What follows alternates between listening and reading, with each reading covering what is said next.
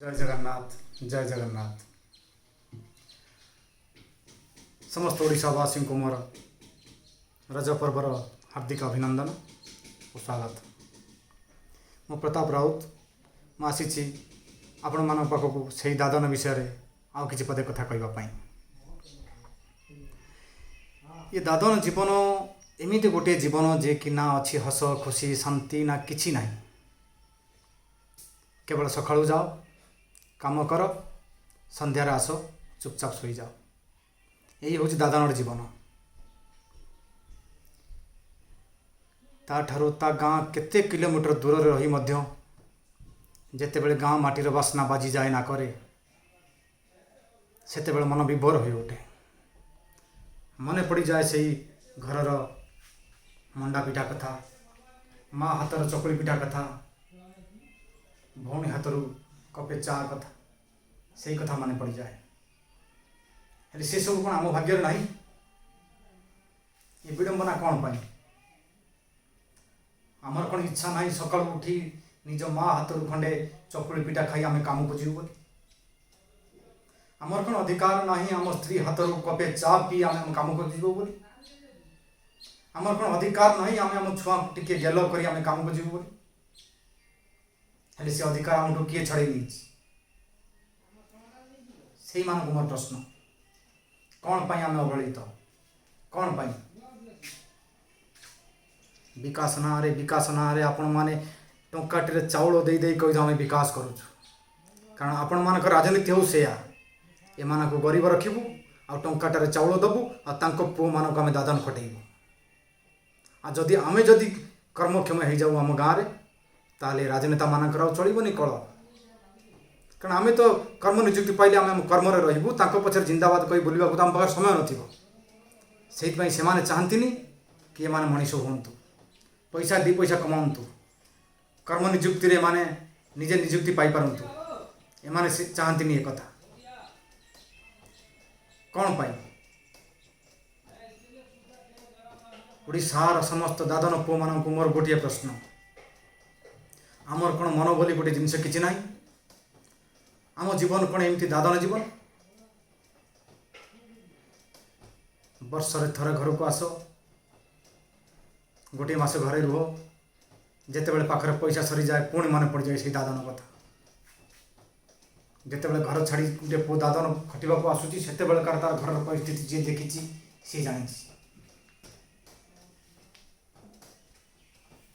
हेले आज आम आज ये वर्ष वर्ष धरी पड़ी जितेबले गाँव को फेरू सेतेबले मन में बहुत उत्साह उद्दीपना थाए, परिवार लोक सहित मिसबू, गाँव सांगसाथी सहित मिसबू, केते कौन थाए। हेले गाँव पहुँचला पर सबू मिल जाए, सबू खुशी हस खुशी सबू उभान हो जाए से दादन कथा मन पड़े।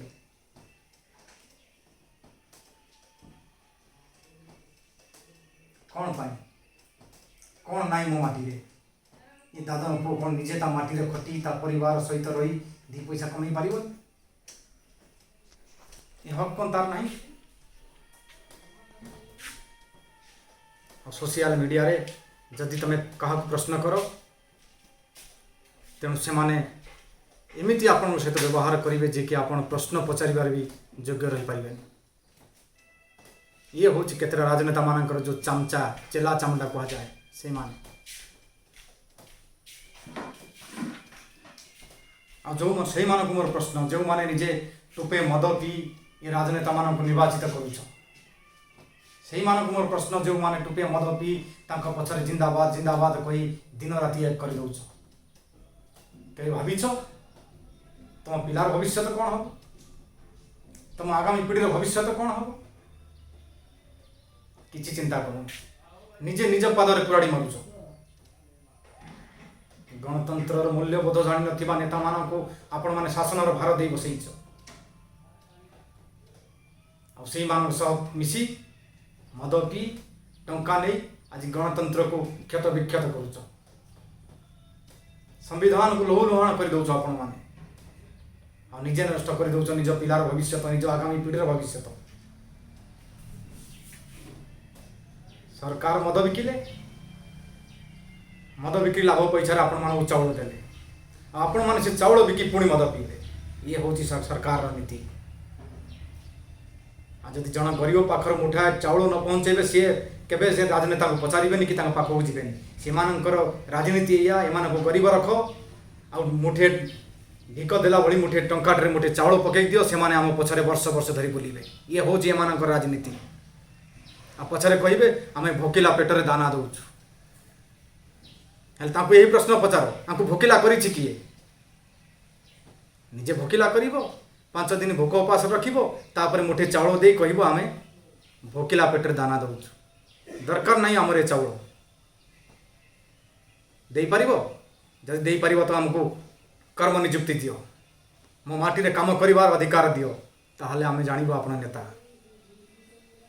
ଏଣୁ ସମସ୍ତ ଦାଦନ ଭାଇମାନଙ୍କୁ ମୋର ଅନୁରୋଧ, ସମସ୍ତେ ଏକଜୁଟ ହେବା। ଆମେ ଲଢ଼ିବା ଆମ ସ୍ୱାଭିମାନର ଲଢ଼େଇ, ଆମେ ଲଢ଼ିବା ଆମ ଆଗାମୀ ପିଢ଼ିର ଲଢ଼େଇ, ଆମେ ଲଢ଼ିବା ଆମ ଛୁଆ ପିଲାଙ୍କ ପାଇଁ ଲଢ଼େଇ। ଏଣୁ ସମସ୍ତ ଦାଦନ ଭାଇମାନଙ୍କୁ ମୋର ଅନୁରୋଧ, ସ୍ୱର ଉଠାଇବା ଶିଖ, ପ୍ରଶ୍ନ ପଚାରିବା ଶିଖ, ପ୍ରଶ୍ନ ପଚାରିବା ଶିଖ। ଜୟ ଜଗନ୍ନାଥ।